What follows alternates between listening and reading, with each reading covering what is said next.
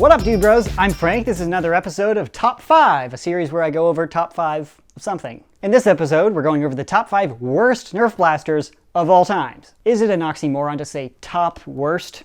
Probably. Top of an inverse list? I don't know. Here's the top 5 worst Nerf blasters, in my opinion. Starting with number 5. This blaster goes by two names because of the reshell, the Crossfire Bow, or the Blaze Fire. It is effectively the same blaster without the bow arms in the red version, but it's the same blaster. A reshell with a new color. You can't fool us, Hasbro. Change the color and we assume it's a new blaster. Lay nope.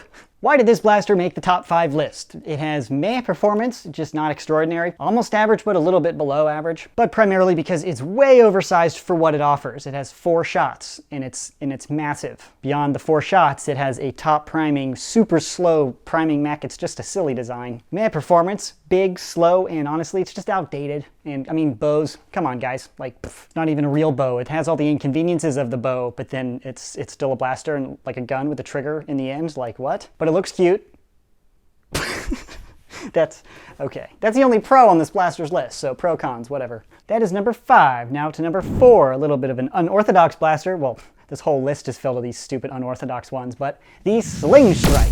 Why did this make the top 5 list? It has a single shot, so very low capacity. It takes forever to load and fire it. It's just weird. It doesn't have a trigger, so it's the pull and release. It's inaccurate. It's difficult to aim well. The performance is meh. Firing velocity is a little bit slow, but it's primarily the lack of ability to hit anything because it's a pull and release, so you're sitting there going, no, I can't aim it, and it's just silly. It's like a Triad with smaller capacity, poorer performance, and it's bigger. Just go buy a Triad, it's better.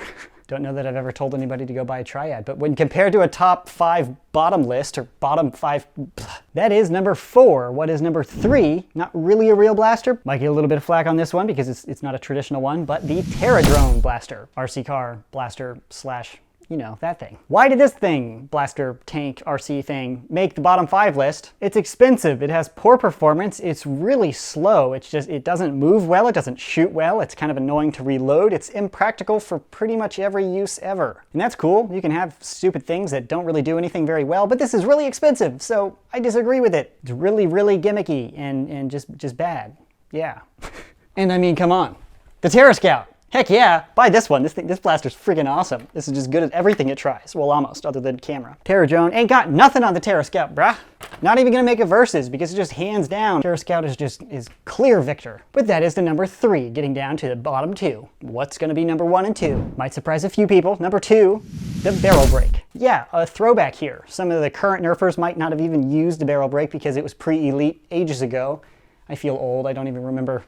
What year was it? What year is it now? What year is it? Barrel break is kind of old, but why is it on the bottom 5 list? Pretty much everything. Very poor performance, pre-elite, pretty much everything pre-elite's pretty crappy out of the box before mods. It's slow, it's so gimmicky, you have to prime it in a stupid way, and then you load in 2 darts, and after all that mess, you have 2 shots, and then you have to go reload again. Just impractical. But most of the break action blasters just are not war effective at all. Very gimmicky, but you know, if you're into cosplay, and you need to look like a pirate or something, yeah. That is number 2. What is number 1? The worst Nerf blaster of all time. My regular viewers are probably thinking about 2 blasters right now. Which is it gonna be? Because one didn't even make the top 5 list or top bottom list. Uh-oh, 1 or 2. The number 1 worst Nerf blaster of all time. The Deploy. How many people are just like, oh, I'd like to deploy, unsubscribe, I hate you, Coop, you're bad. Google Analytics allows me to see precisely when people left this video, so I'm sure quite a few haters just left a moment ago. Why did the Nerf Deploy make the number 1 slot on this blaster? Pretty much everything. That whole blaster in its entire existence and the idea of the blaster is just bad. Oh, is that not enough reason for you? Okay, I'll get into the specifics. Number 1, everything. I already covered that one. Number 2, performance, the function, the ergonomics, the usability, the lack of smooth operation, just the overall meh mechanical design. The whole gimmicky, oh look, it's a small blaster, when it's not small, it's rather large, and then oh snap, it deploys! Woo! Go gadget Nerf blaster. I would be holding one to show you this, but I destroyed my last one, and I'm not going to waste money on another. And if anybody happens to send me one, because they're like, oh, if he doesn't want to pay for one, I'll send it to him. Yeah, I'll set it on fire, so don't. Or do. I'll set it on fire anyways. You can't burn plastic, Frank. That's bad for the ozone layer. Yeah, the brozone layer can get over it, bro. It'll filter it out because it'll say, oh, these fumes are from the Deploy, and eject them into space, so then it's not even Earth's problem anymore. Yeah, I made that up, but seriously. Number 1 worst Nerf blaster of all time, the Deploy. But if you're a regular viewer, you probably knew it. Why didn't the Centurion make the top 5 list? Because I had to really reflect on my own opinion on the Centurion, because I'm pretty vocal about hating that and the Deploy, and I hate them both equally. I don't like either of them. The Deploy is objectively, empirically, factually a poor blaster. It's just bad. It's just, you're a baddie if you like it. I'm sorry. You're a baddie. Yeah, you're like, oh, I'm holding my Deploy. I like my Deploy. Baddie. Boom.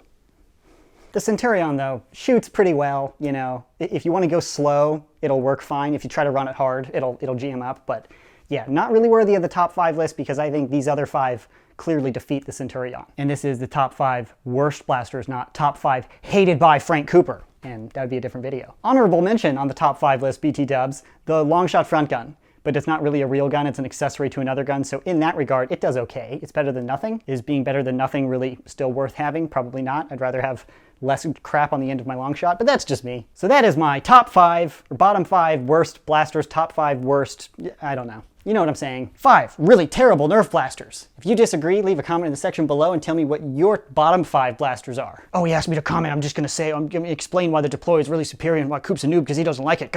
I'm gonna do that right now. I'm doing that right now. Oh, now he's mocking me with the black and white effect. Oh, I can't type this now. I can't hit submit. I love YouTube comments. Oh man, they're so uplifting. It's like the best of the internet. I kid. That's my top 5 worst Nerf blasters of all time list. Leave a comment if you disagree. That's the video. Thanks so much for watching, and as always, stay tactical.